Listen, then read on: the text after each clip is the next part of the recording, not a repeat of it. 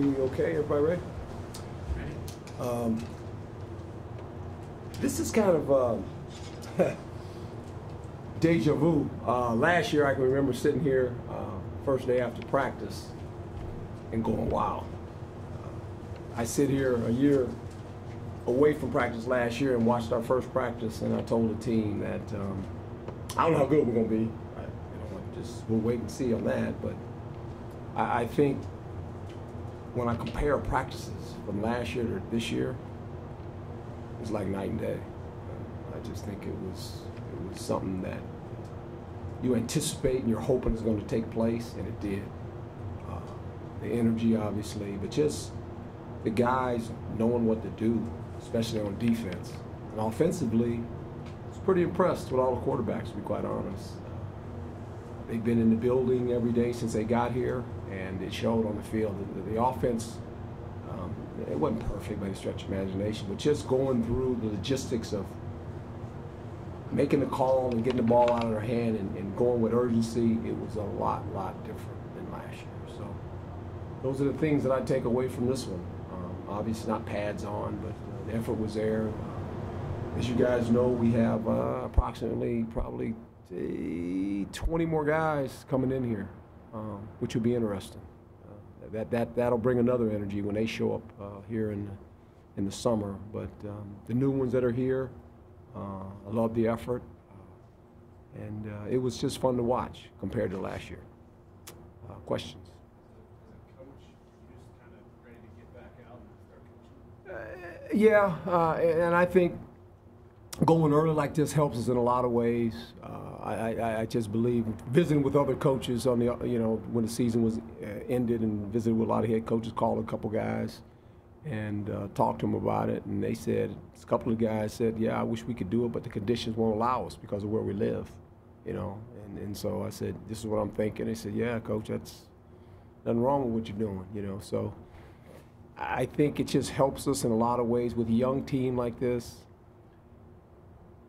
The 15 practices are important, but I think when those are done, the weight room and the time we'll get to spend in the classroom is even more important. And to have a block of 2 months to be able to do that without any kind of breakup in, well, we got to go to spring and all this stuff. It just flows. It just makes us better. We got to get stronger as a football team, and I think that will help us. So, and if an injury should happen, you can recover. You got time to recover if something like that happens too. So I like going early. I think the players like going early. They were excited, so we'll see what happens. Sometimes in situations where a guy's been waiting like Dylan, and then Manny leaves or yeah. in front of them, it can make a difference. Do you see any of that in him? Yeah, I think we saw it on the whole offseason. Guys lost 20-something pounds. It looks like a different player. And he knows that he's got competition. And we talked about that today. I told the team, I said, hey, look, this is about competition. It's always been that way. When I took this job here, I told you that. You get first shot at it. And I said, there's 20 guys coming in the summer. They're coming to compete. And you got a head start. It's like the guys last year had a head start. And some guys came in here in the summer, young freshman guys, and ended up playing a lot. And some of them ended up starting. And I anticipate that's probably going to happen again, to be quite honest. But we'll wait and see. But I think the players realize that the environment is competitive, and I think the culture, they understand the culture now. They've been in it 1 year. They're accepting it because they know that's what it's about. It's never personal. It's just about competing and getting better as a football team. So as far as the quarterbacks, I know that you split the reps 2 and 2. Yeah. Do you anticipate that going full length for the 15 sessions, or will it be like some part of spring practice? I think that's the fair way to do it, but Coach Likens and myself will talk about it. Now, if you see a slump or something, I just think, these guys are young, as well as Dylan. He needs reps as well. So I'm sitting in the meetings. I sat in the quarterback meetings today. My suggestion to him was real simple. I said, just don't throw it to the guy in the white jersey. You'll be fine. And they get that part. And I'm going to be in every meeting. And it's going to be fun to watch them. They're very competitive, all 4 of them. They know what's at stake. One of these guys is going to walk out of that room, whether it's in the summer or whenever it may be, he's going to be a starting quarterback. And that's big. As we know, ASU has had a history of really good quarterbacks.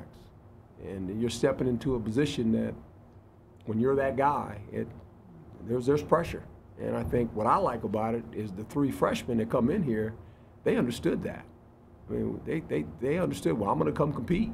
And, you know, Dylan understood that we're bringing some guys in. It's open competition, and we'll see where it falls. You had a number of guys leave Mm-hmm.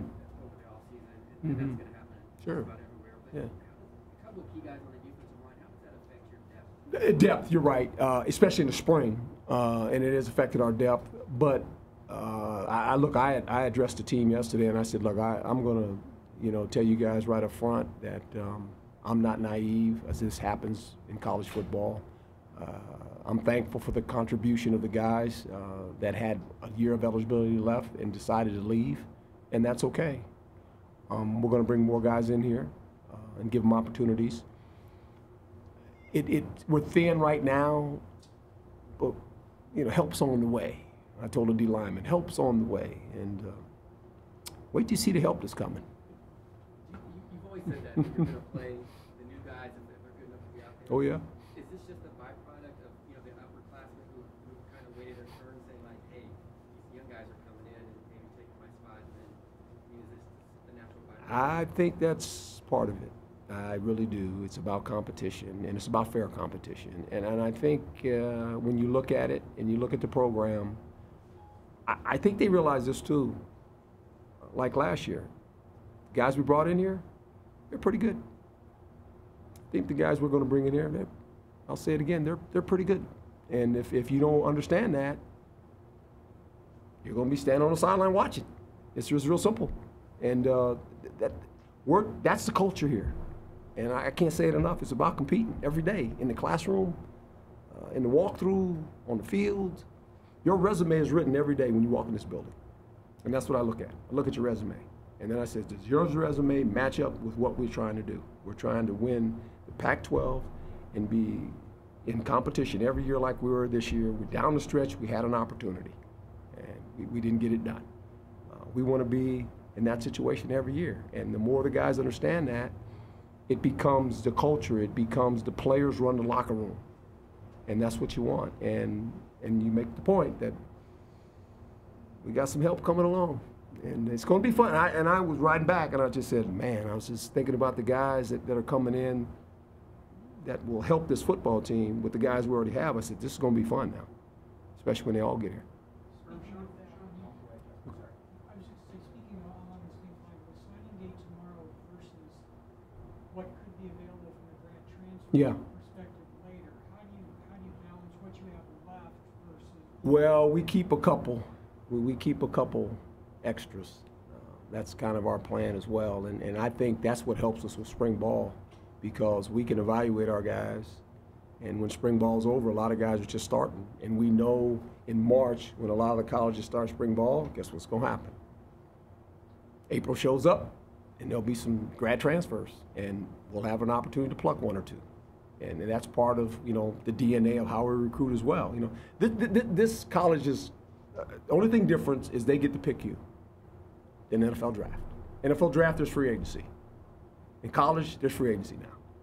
It's called put your name in the portal or be a grad transfer. It's happened. It happens in high school. These kids transfer from there. That's the world we live in. So I get that world. That's the world I was in for 30 years. And so you know there's free agency. And so free agency is about to happen after spring, because names are going to show up in the portal at different positions. And we're going to have a couple scholarships left and available to say, okay, guy wants to transfer, and he meets our DNA. We did that last year. That wasn't just by accident. That's what we do. So that's just part of, you know, how you recruit as well. And we understand some things are going to come available in the spring. Sean Delano had a really successful program at Chandler. Did you have to do any selling to get him to come here? No, I know Sean and have a high regard for him. I worked with him in the Under Armour All-American game a couple of years. He was actually on my staff a couple of times, and so that's what was great about it too. As I was learning the culture of young athletes, I also learned about a lot of high school coaches. Just happens to be he was on my staff a couple of years that I was there for 8 years, and he was on my staff I think 2 or 3 times, along with a lot of great coaches all across the country. and you connect with certain guys. And when we lost our running back coach, you know, an advancement in his career as far as felt like he could go somewhere else and put himself in position to be a coordinator, and that was great for him. That was the first call. You two seem to have similar personalities, kind of be upbeat and positive. Is that part of the connection? Yeah, and he's a great coach. And, you know, visiting with Sean in the Under Armour games, and, you know, I've gone to his high school a couple times. When he coached the championship game and the playoff game, I saw him, and he's a good match for our staff, and great football coach. He's a wonderful football coach, and he's a great father. He's got a great family. And so all those things are important to me. I mean, it's more than just coaching, you know. It's when you get good people in your building, good men, that helps you a lot. We're talking about the competition as well, like but in the running back, I mean, obviously the year Eno had last year, I mean, you would love to duplicate that, but how do you feel that affects the backs?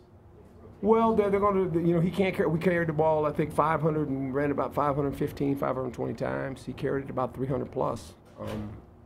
You need another running back, and we've got some here, some young ones, and never know what's going to happen. You know, next couple days, never know. See what happens. You probably thought that Kevin Hawaii this day would come for him, but can you just comment a little about what it means to you to see him? I mean, you know, I was fortunate that there was 3 guys involved in it this year that I had the